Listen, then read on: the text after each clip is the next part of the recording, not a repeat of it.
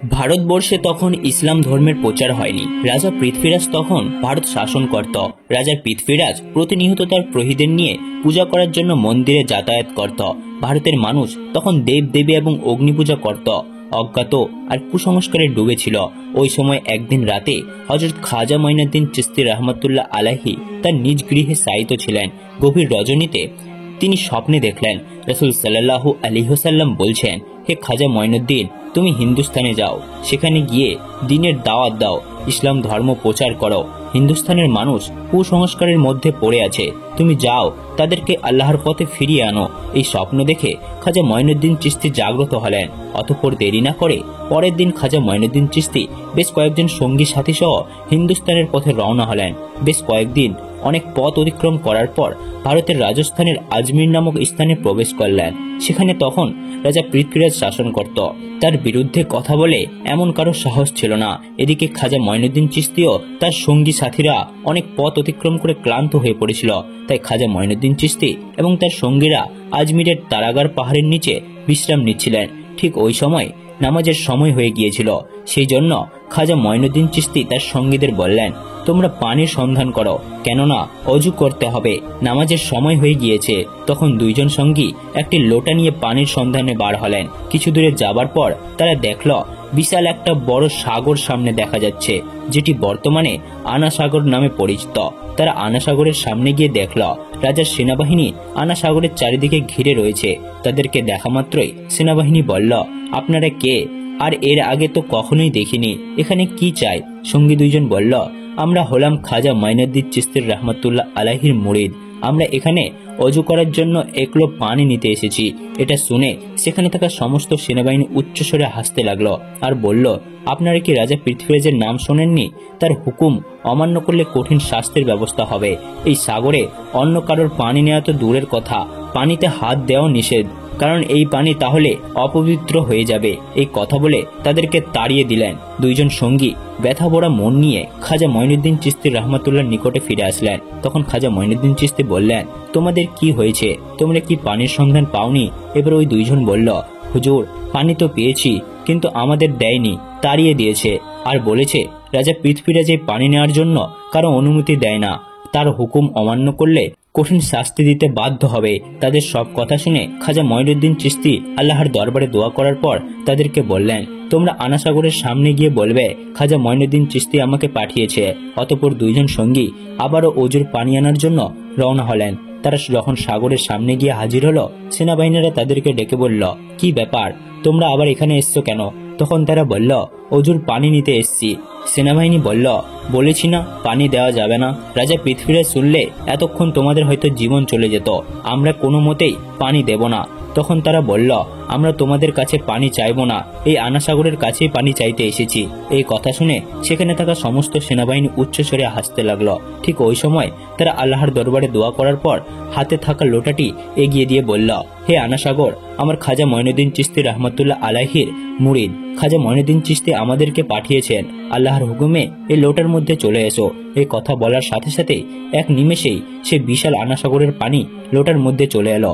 চোখের সামনে এমন বিস্ময়কর অলৌকিক ঘটনা দেখার পর সেখানে থাকা সমস্ত সেনাবাহিনী বিস্ময় হতবাক হয়ে গেলেন। দেরি না করে সাথে সাথে তারা কলমা পড়ে ইসলাম ধর্ম গ্রহণ করলেন। আর কিছু ছিল কট্টর হিন্দুবাদী, তাদের মনে হয়েছিল এটি কোনো জাদুর প্রভাব। তাই তারা পৃথ্বীরাজকে খবর দেওয়ার জন্য দ্রুত রাজ দরবারে চলে আসলেন। রাজা পৃথ্বীরাজ তাদেরকে দেখে বললেন, কি ব্যাপার, তোমাদের চোখে মুখে এমন ভয়ের চিহ্ন দেখাচ্ছে কেন? তখন তারা বলল, রাজা মশাই, সর্বনাশ হয়ে গেছে। রাজা পৃথ্বীরাজ বলল, কি হয়েছে?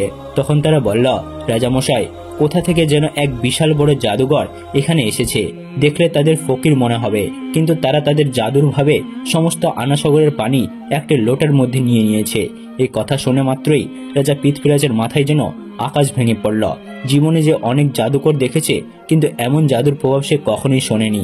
তাই নিজের চোখে দেখার জন্য দ্রুত সেনাবাহিনীদের নিয়ে সে আনা সাগরের কাছে যাওয়ার উদ্দেশ্যে রওনা হলেন। আনা সাগরের পাশ দিয়ে যাওয়ার সময় লক্ষ্য করে দেখলেন সমস্ত আনা সাগরে এক বিন্দু পানি মাত্র নেই। এদিকে সমস্ত আজমিরের লোক দলে দলে খাজা মঈনুদ্দিন চিশতি রহমতুল্লাহ আলাইহিকে দেখার জন্য সেখানে যেতে লাগলেন। খাজা মঈনুদ্দিন চিশতি এবং তার সঙ্গীরা নামাজ শেষ করে বসেছিল। হঠাৎ তখনই রাজা পৃথ্বীরাজ সেখানে হাজির হলেন। দেখলেন ইতিমধ্যে অনেক হিন্দু ইসলাম ধর্ম গ্রহণ করেছে। এটা দেখে রাজা মনে মনে খুবই রাগান্বিত হলেন।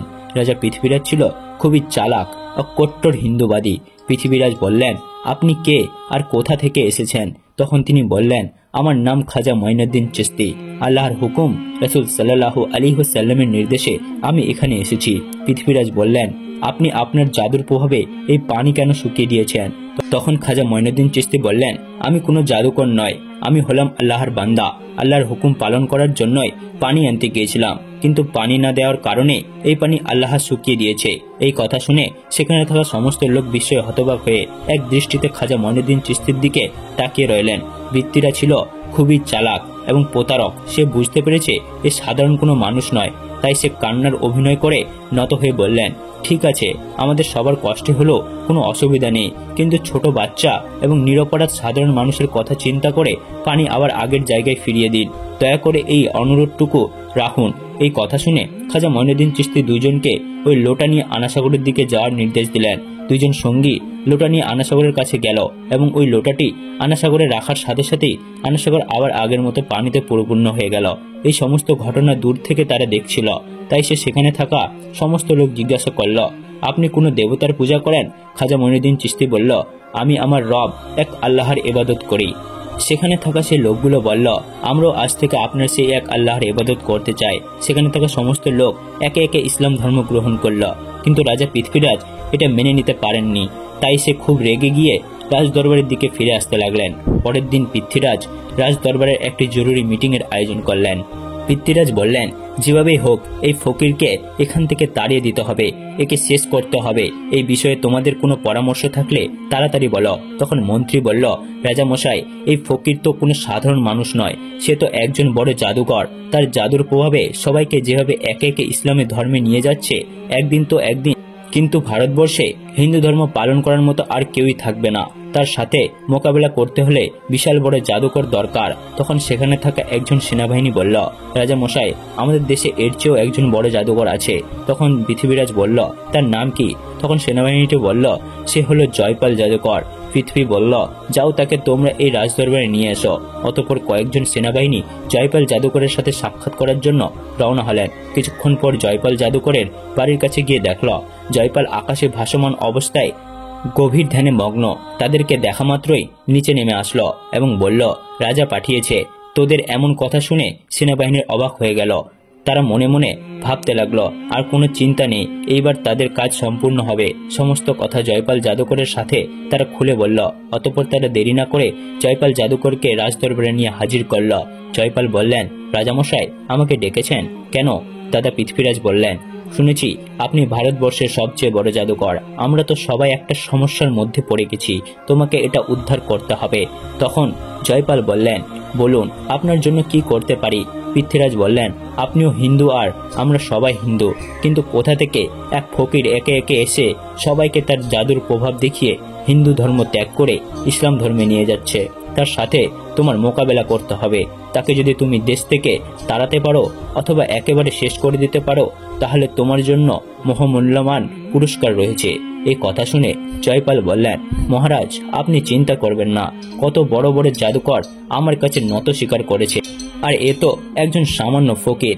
একে শেষ করে তবেই আমি তোমার সামনে হাজির হব।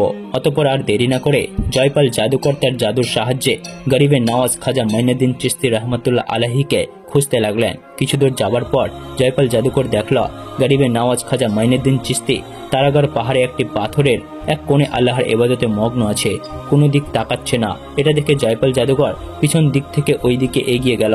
জয়পাল বলতে লাগলো, এই ফকিরকে মারা আমার কাছে তো সামান্য কাজ, আমি পিছন দিক থেকে এসেছি তাও দেখতে পাইনি, এটা কোনো জাদুকর হলো? এই কথা বলে তার জাদুর প্রভাবে সেই পাহাড় থেকে একটি বিশাল বড় পাথর উঠিয়ে নিচে নামিয়ে দিল। যেমনি খাজা মঈনুদ্দিন চিশতিকে চাপা দিতে যাবে, এমন সময় খাজা মঈনুদ্দিন চিশতি একটি আঙ্গুল উঠিয়ে বলল, হে তারাগড় পাহাড়, পাথর তুমি দেখছো না আমি আল্লাহর ইবাদত করছি? হে পাথর, তুমি যদি আল্লাহর পক্ষ থেকে আসো তাহলে আমাকে চাপা দিয়ে মেরে ফেলো, আর যদি শয়তানের পক্ষ থেকে আসো ওখানেই দাঁড়িয়ে যাও। এই কথা শুনে পাথর সেখানেই থমকে দাঁড়িয়ে পড়ল, 1 ইঞ্চিও নড়ল না। জয়পাল জাদুকর একের পর এক জাদুকর দেখাচ্ছে, কিন্তু কিছুই করতে পারছে না। এই ক্ষমতা দেখে জয়পাল জাদুকর বিস্ময়ে হতবাক হয়ে গেল। জয়পাল বুঝতে পেরেছে যে ইনি সাধারণ কোনো মানুষ নয়, তার কাছে আমার এই জাদু কখনোই চলবে না। তাই দেরি না করে জয়পাল জাদুকর সঙ্গে সঙ্গে খাজা মঈনুদ্দিন চিশতির কাছে হার স্বীকার করল এবং ইসলাম ধর্ম গ্রহণ করল। পরের দিন থেকে সারা ভারতবর্ষে এই খবর ছড়িয়ে পড়ল যে ভারতের সবচেয়ে বড় জাদুকর জয়পাল একজন ফকির, যার নাম গরিবে নওয়াজ খাজা মঈনুদ্দিন চিশতি, তার কাছে হেরে গিয়ে ধর্মত্যাগ করে ওই ফকিরের ধর্ম গ্রহণ করছে। তিনি এমন এক রবের ইবাদত করে যার কাছে কোনো শক্তি জিততে পারে না। সমস্ত ভারতের মানুষ বলতে লাগলো, তিনি এমন কোন রবের ইবাদত করে যে তার কাছে সবাই হেরে যাচ্ছে? তাহলে সেই রবের ক্ষমতায় বা কত বড়, আমাদের উচিত ওই রবের ইবাদত করা। এই কথা বলে দলে দলে সবাই ইসলাম ধর্ম গ্রহণ করার জন্য খাজা মঈনুদ্দিন চিশতি রহমতুল্লাহ আলাহির কাছে যেতে লাগলো। এই খবর পেয়ে রাজা পৃথ্বীরাজ খুবই চিন্তিত হয়ে পড়লেন। তিনি বুঝতে পারছেন না এবার তিনি কি করবেন। তখন মন্ত্রী বলল, রাজা মশাই, জয়পাল জাদুকর ইসলাম ধর্ম গ্রহণ করছে, আর অনেক মানুষ একে একে ইসলাম ধর্ম গ্রহণ করছে। আমাদের মনে হয় তিনি সাধারণ কোনো মানুষ নয়, তার অনেক ক্ষমতা আছে, তাকে হারানো অসম্ভব। তার কথা আমাদের মেনে নেওয়া উচিত। তখন পৃথ্বীরাজ বলল, এত সহজে আমি হার মেনে নেব না। অতএব তোমরা যাও, ওই ফকিরকে এখানে ডেকে নিয়ে আসো। অতঃপর কয়েকজন সেনাবাহিনী এই খবর দেওয়ার জন্য রওনা হলেন। সেখানে হাজির হয়ে বললেন, রাজামশাই আপনার সাথে খুবই গুরুত্বপূর্ণ কথা বলার জন্য আপনাকে ডেকেছেন। তখন খাজা মঈনুদ্দিন চিশতি নিজেই রাজা পৃথ্বীরাজের সাথে কথা বলার জন্য বেরিয়ে পড়লেন। এদিকে ওই এলাকার এক হিন্দু পণ্ডিত ছিল। সে প্রতিদিন পূজা করার জন্য মন্দিরে যেত এবং মূর্তির সামনে দুধ ঢালত। একদিন তার মেয়ে সেই পণ্ডিতকে জিজ্ঞেস করল, বাবা, আপনি প্রতিদিন দুধ নিয়ে মন্দিরে যান, মন্দিরে ওই মূর্তিকে দুধ পান করে? তখন পণ্ডিত বলল, মা, মূর্তি কখনো দুধ পান করে না, ওই মূর্তিগুলোকে আমরা পূজা করি। তখন তার মেয়ে বলল, বাবা, আমি ওই মূর্তিটি দুধ খাইয়ে তবেই আসব, আমি দেখতে চাই যে আসলে এই দুধ পান করে কিনা। তখন হিন্দু পণ্ডিত বলল, মা, এমন কথা বলতে নেই, সে তো আমাদের ভগবান, মূর্তি কি কখনো দুধ পান করে? তবে মন্দিরে যেদিকে কেউ থাকবে না তুমি সেদিক গিয়ে দেখতে পারো। অতঃপর একদিন তার মেয়ে দুধ নিয়ে ওই মন্দিরে হাজির হলো। ওই মূর্তির সামনে গিয়ে বলল, তুমি তো আমাদের ভগবান, তাহলে নিশ্চয়ই আমার কথা শুনছ। আমি আজ দুধ নিয়ে এসেছি, তুমি এই দুধ পান করে নাও। কিন্তু মূর্তির কাছ থেকে কোনো উত্তর পেল না। মেয়েটি আবার বলল, কি ব্যাপার, আমার কথা কি শুনতে পাচ্ছ না? তুমি দুধ পান করে নাও, আমি সচক্ষে এটা দেখতে চাই। কিন্তু মূর্তির কাছ থেকে কোনো উত্তর এলো না। তখন মেয়েটি নিজেই মাথা ঠুকে রক্ত ঝাড়তে লাগলো, জোরে জোরে কাঁদতে লাগলো। ঠিক ওই সময় গরিবে নওয়াজ খাজা মঈনুদ্দিন চিশতি ওই দিক দিয়ে যাচ্ছিলেন। কান্নার আওয়াজ শুনে তিনি ওই মন্দিরের মধ্যে প্রবেশ করলেন এবং দেখলেন একজন মেয়ের মাথা দিয়ে রক্ত ঝরছে এবং জোরে জোরে ক্রন্দন করছে। তখন খাজা মঈনুদ্দিন চিশতি তাকে জিজ্ঞেস করলেন, মা, তোমার কি হয়েছে? মেয়েটি বলল, দেখুন না বাবাজি, আমি দুধ নিয়ে এসেছি এই মূর্তিকে খাওয়াবো বলে, কিন্তু সে কিছুতেই আমার কথা শুনছে না। তখন খাজা মঈনুদ্দিন চিশতি বললেন, মা, মূর্তির কখনো কথা বলতে পারে না এবং খেতেও পারে না। তখন মেয়েটি আবারও নিজের মাথা ঠুকে রক্ত ঝাড়তে লাগলো। মেয়েটির এমন ভক্তি দেখে খাজা মঈনুদ্দিন চিশতি অবাক হয়ে গেলেন। তাই মূর্তির সামনে গিয়ে মূর্তিটির কান ধরে বললেন, আমি খাজা মঈনুদ্দিন চিশতি বলছি, তুমি কি শুনতে পাচ্ছ না? এই অসহায় নিষ্পাপ মেয়েকে তুমি কাঁদাচ্ছ কেন? এই দুধগুলো খেয়ে নাও। এই কথা বলার সাথে সাথেই ওই মূর্তির দুধ খাওয়া শুরু করলো। এটা দেখে মেয়েটি খুবই খুশি হলো এবং আনন্দে সেখান থেকে চলে আসলো।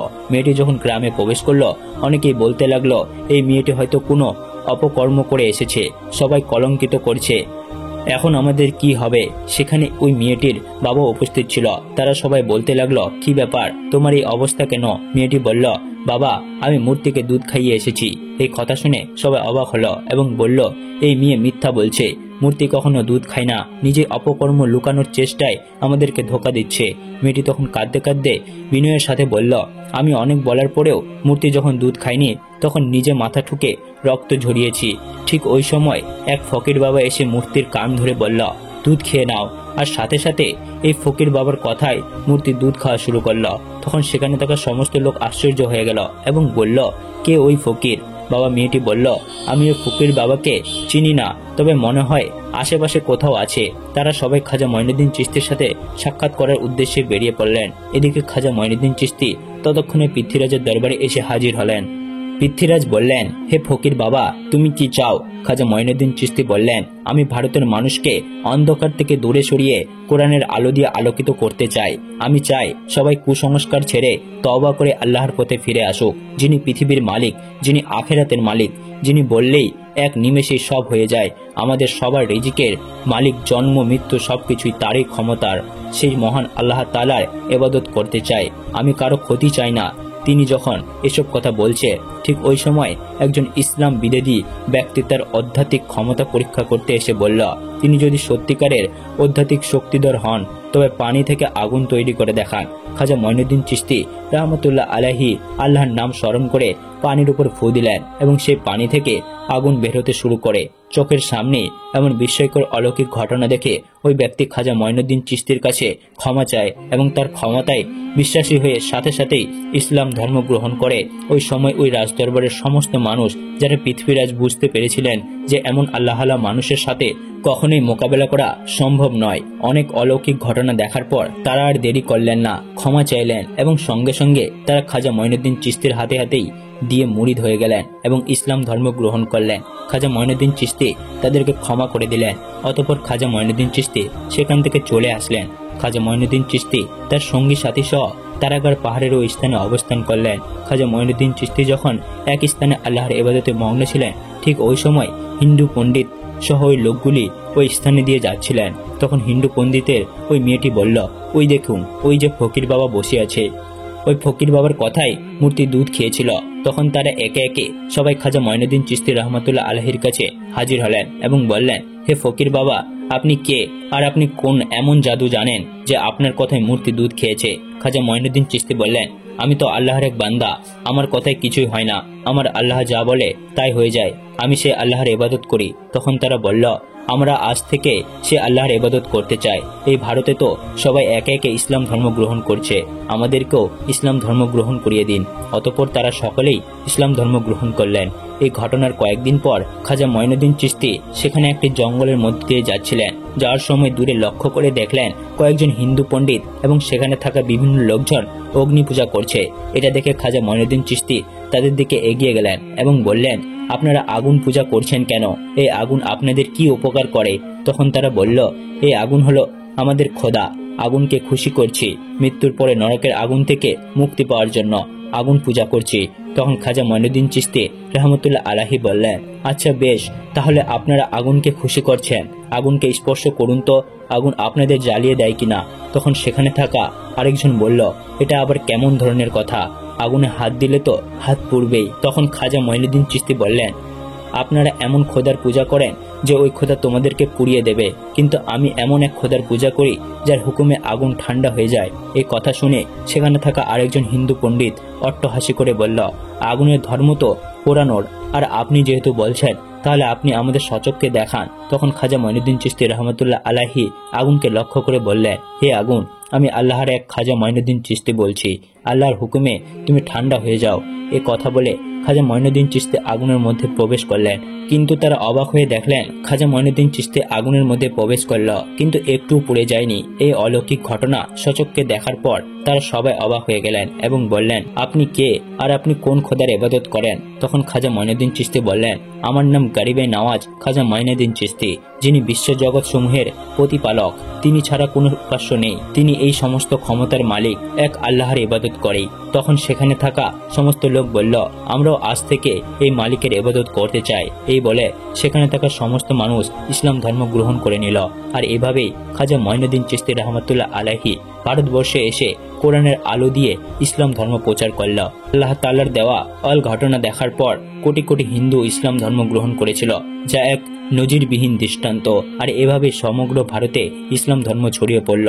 তো প্রিয় বন্ধুরা, আপনারা যদি চান যে খাজা মঈনুদ্দিন চিশতি রহমতুল্লাহ আলাইহির মৃত্যুর পরে যেসব অলৌকিক ঘটনা ঘটে গিয়েছে তার পার্ট যদি আপনারা চান, অবশ্যই কমেন্ট বক্সে লিখবেন।